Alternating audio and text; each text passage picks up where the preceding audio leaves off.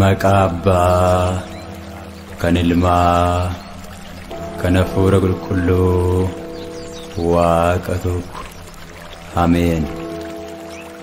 Waaqayyo gooftichi inni hundumaa danda'u qulqulluu jedhanii halkanii fi guyyaa utuun boqotin ni galateeffatu.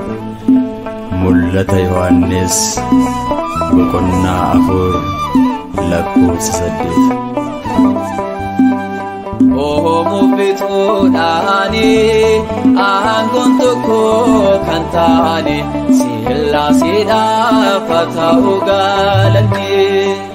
Mufituudhaani aangoon tokko kan taane Sillaaseedhaaf haa ta'u galanni.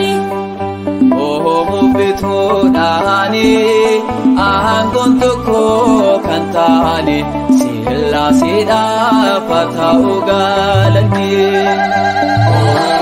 Mufituudhaani aangoon tokko kan taane Sillaaseedhaaf haa ta'u galanni.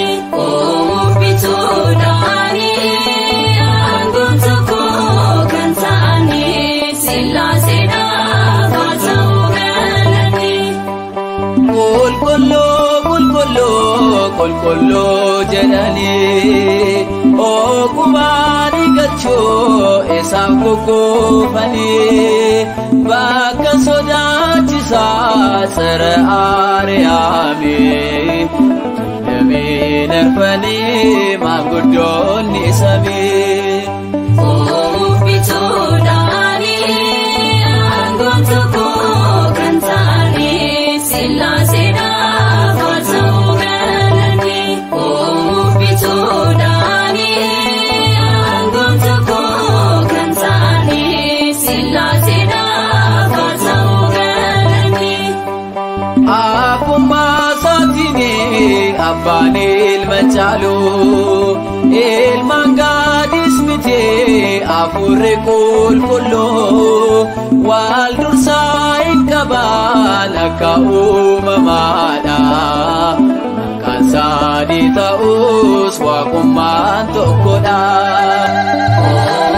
Mufituudhaani aangoon tokko kan taane Sillaaseedhaaf haa ta'u galanni.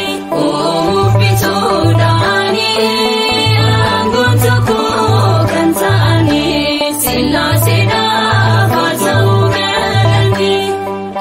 Abrahaam osoo argee lammeetii namalee doorseetu eebbisee Yisihaaqiin kan kenne manni isaa eebbifamaa namni isaatti bulee jireenyi hin jiru Sillaaseedhaan malee.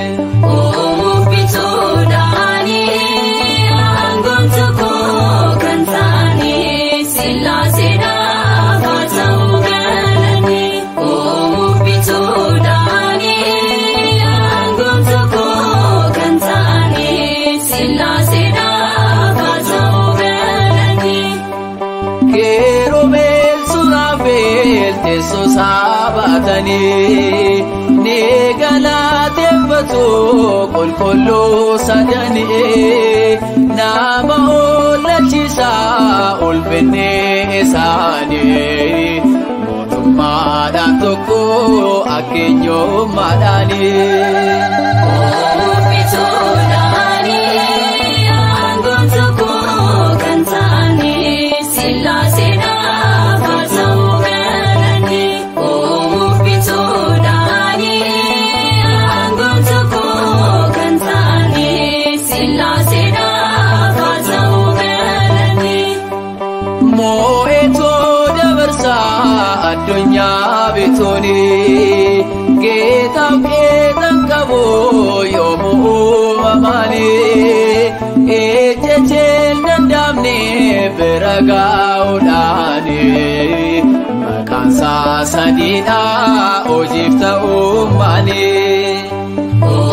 Bituudhaani aangoon tokko kan ta'ani Sillaaseedhaaf haa ta'uu galanni.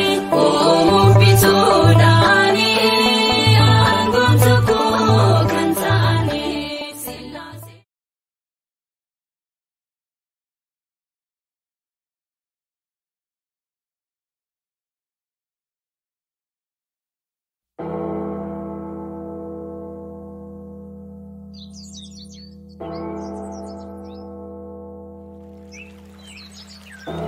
Maqaa Abbaa kan Ilmaa kan Hafuura Qulqulluu Waaqa tokko. Ameen. Waaqayyo Gooftichi inni hundumaa danda'u qulqulluu qulqulluu qulqulluu jedhanii halkanii fi guyyaa utuu hin boqotin ni galateeffatu. Mul'ata Yohaannis boqonnaa 4:8. Bituudhaani aangoon tokko kan ta'ani Sillaaseedhaaf haa ta'uu galanni.